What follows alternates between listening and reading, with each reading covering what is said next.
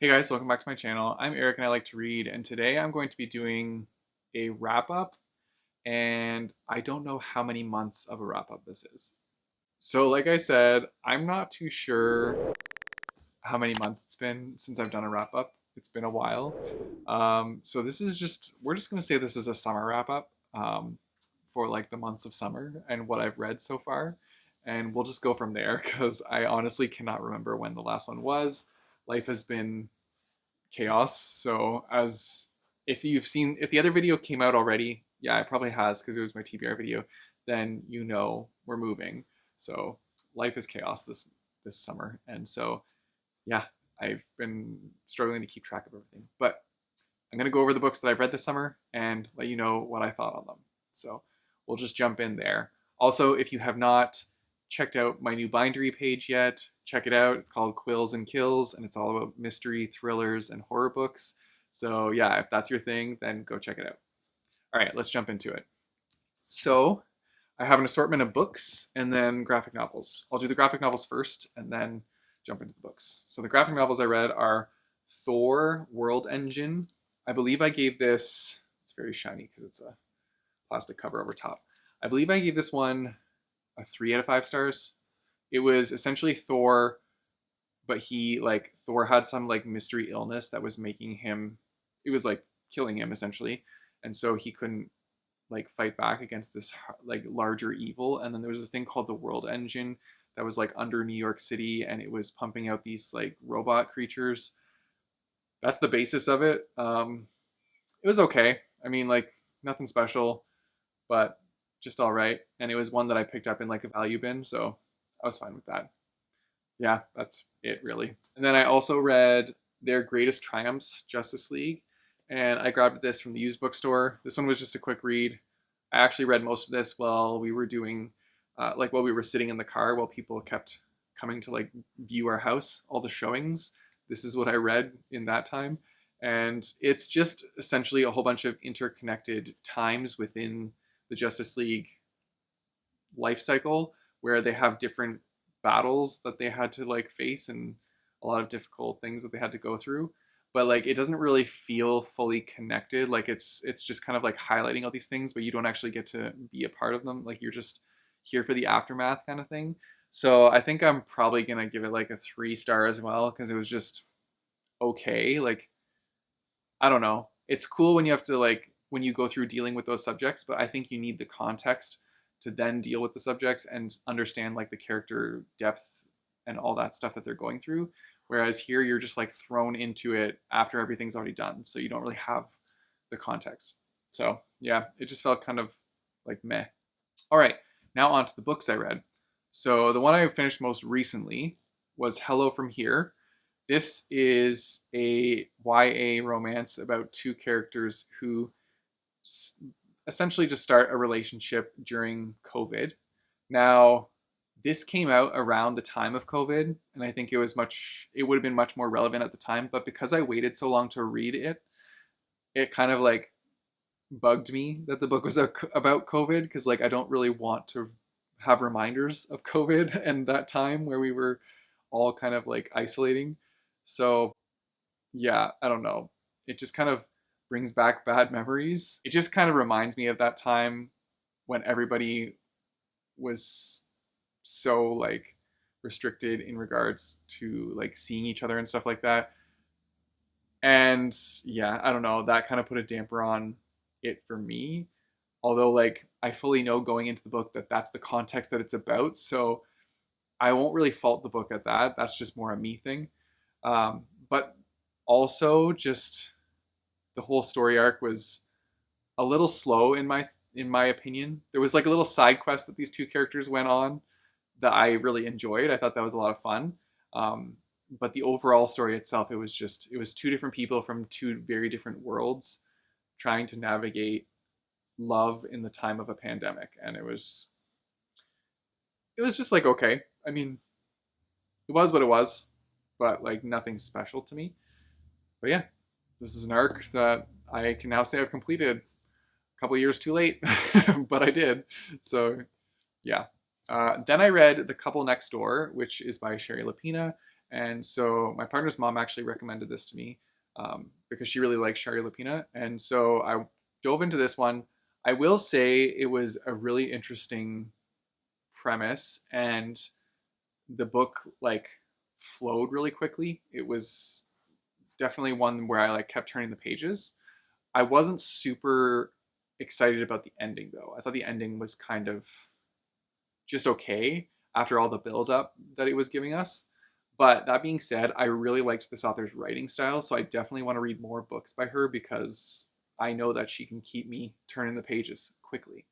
So I'll definitely check out more Shari Lapena books. And I think I have like 3 more of her books on the shelf that I got at the same used bookstore. So I have those options to try out later on. Uh, but yeah, this one was like following a couple who they went to a party next door. It was like a couple's party, and it was the one couple's birthday. So they went next door and they left their baby at their house, but they had the baby monitor with them and they were checking on the baby every like 30 minutes. But then the baby gets kidnapped. And so then the whole thing is like the police procedural where they're trying to figure out how this baby got kidnapped and like where the baby is and stuff like that. That's like the gist of the story. And it was definitely very action packed, lots of twists and turns, but ending was just mediocre, I would say. So with that, I'm giving it like a 3.5, I would say. Yeah, probably falls on the 3.5 line. Then next up, I read Openly Straight and Honestly Ben. So this is a duology. This is the first book following a character named Rafe when he goes to a school. It's an all boys school, and Rafe is openly gay, but at this school, he doesn't want to be labeled as just the gay kid. He wants to kind of like fit in. So he is openly straight and doesn't tell people that he's gay. He's not necessarily denying it either, but he's just not openly saying that. And so he goes and joins the soccer team, and there's a guy on the soccer team named Ben that he starts crushing on. And so then we go from there. And that's how that story goes. And then Honestly Ben is about Ben. So you get to learn more about him and his character and dive into all the inner workings of Ben. And I really liked Ben from the first one, so I was really intrigued to jump into this one and learn more about him. And it was exciting to learn more about him. I really liked this duology as a whole. Like, I think I would give these both probably 4 stars, um, maybe even 5 stars. I don't know. It's probably like 4 or 4.5. But I had a really good time with them. There was a lot of like learning about self identity, a lot of open communication, and a lot of, well, I mean, at some points there was open communication. Eventually there's open communication, but there's a lot of stuff that they go through first. And there was a lot of character growth and depth within these books. So I did really like these. And yeah, I just had a good time with them. Then we have The Haunting at Morsley Manor. So this is a book that I helped agent, so I'm very excited about this one. This one is coming out on September 30th, so make sure to keep your eyes out for it. Also, I just adore this cover. This cover is awesome. But yeah, this one was a lot of fun. I gave this one 5 stars. This one, the best way I can describe this one is like a chaotic episode of American Horror Story, is what I would say. If you like that show, this has a lot of different things that kind of make it feel like an episode of American Horror Story where you're kind of just going through at such a quick pace and you're like, what the heck is going on? That's kind of like the feeling it gives. It's following a paranormal investigator who he is down on his luck. He used to have a YouTube show with his partner, Michael, and the two of them did this show together. And then Michael disappears because there's an incident on the show that something happens and goes wrong. And so then Eric, Eric is the main character. He is left to kind of fend for himself. And so he's trying to make a name for himself now on his own. So he's going to go to this place called Morsley Manor because somebody hires him to go do like a shoot for like a ghost haunting at this place. And so as he goes there, things start to happen, and you know that not everything is as it seems. And so that's all I'm going to say. But yeah, definitely check out this book and go pick it up at a store when it comes out in September 30th. Super excited, but yeah, this one was fun. Then I read Both Sides Now. This was another book that I had on my ARC list. So this is a finished copy, but like I did have it on my ARC list. And this one was about a main character that I cannot remember their name because I always forget their names after I finish reading the book.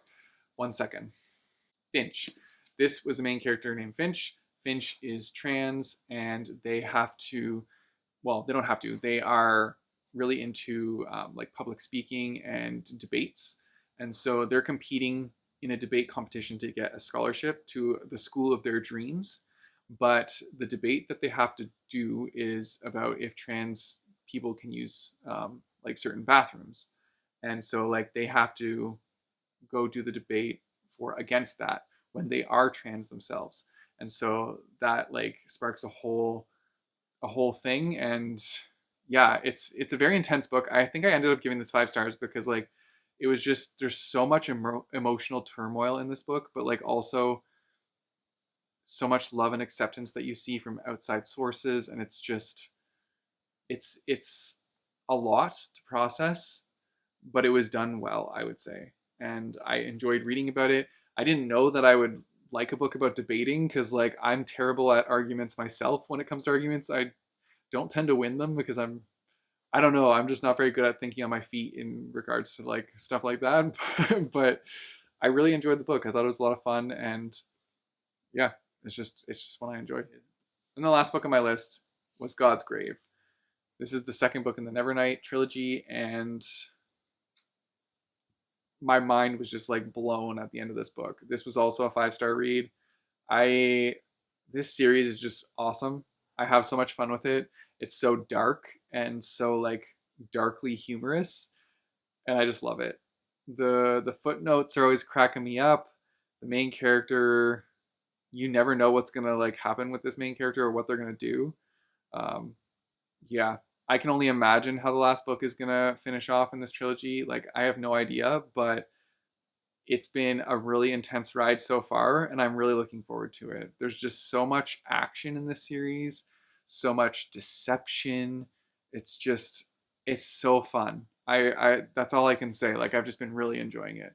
And for those of you that don't know, the series is about a girl who goes to like an assassin school to learn how to be like a professional assassin, and then from there the trilogy continues.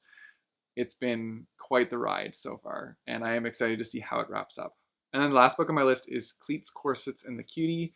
This one I read a while back as well, and this one was following a main character who's like a professional soccer player, but then they also do drag in the evenings, and they fall for the Indian chef who is working at the bar that they're doing their drag shows. And so it's the two of them kind of feeling out that relationship and seeing how that goes. It was honestly like a really adorable, cute read. I had a fun time with it. I think I gave this 4 stars. It was just it was just fun, really. Um, yeah, the whole book wasn't too long either. Like it was probably a shorter read, and yeah, it was just fun following along with that relationship and seeing like how they got along in certain ways. It's a little gets a little spicy at certain parts, so I was having fun with that too. But yeah, it was fun.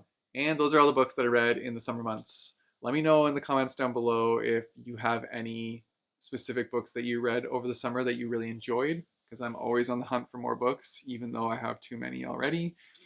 I'm a collector as well as a book reader, so yeah. If you guys want to support me, I have a Patreon and a Ko-fi page, which is up in the description down below, as well as a link to buy my bookmarks. You guys know the drill. Don't forget to like and subscribe. Hit that bell notification button so you get notified when I post new videos. I post them whenever. And until next time, keep on reading.